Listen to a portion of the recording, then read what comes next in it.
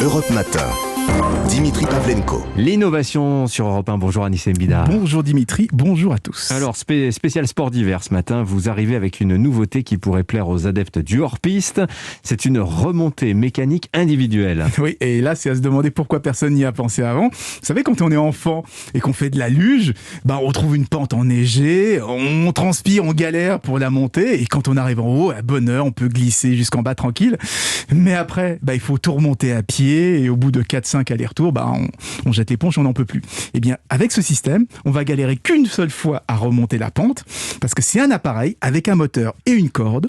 Une fois arrivé en haut, on l'accroche à un arbre, à un rocher ou à une ancre qu'on va planter dans la neige. Ensuite, on descend une première fois pour dérouler la corde jusqu'en bas. Comme ça, quand on voudra remonter, il suffira d'accrocher le mécanisme dessus pour qu'il nous tracte tranquillement jusqu'en haut. Et du coup, on peut faire plein d'allers-retours comme ça, sans se fatiguer. C'est comme si on avait sa propre remontée mécanique toujours avec soi. Alors, comment ça rime comme un tire-fesse ? Non, c'est un appareil qui se tient à bout de bras, un peu comme un palonnier de ski nautique. Il nous tire à la hauteur du torse, donc c'est parfaitement adapté pour les snowboarders, par exemple. Mais si on a des bâtons de ski, il faudra d'abord les accrocher dans le dos, parce qu'on ne pourra pas tenir le mécanisme, l'appareil avec ses poignets et ses bâtons de ski. Il y a tout de même une option pour s'accrocher avec un harnais, quand la pente est un petit peu forte ou que la distance est un peu longue. C'est une start-up canadienne, Zoa Engineering, qui a fabriqué cette machine. Alors elle est assez petite, le boîtier principal, celui qu'on tient, fait la taille d'une grosse boîte à chaussures. Il pèse moins de 5 kilos.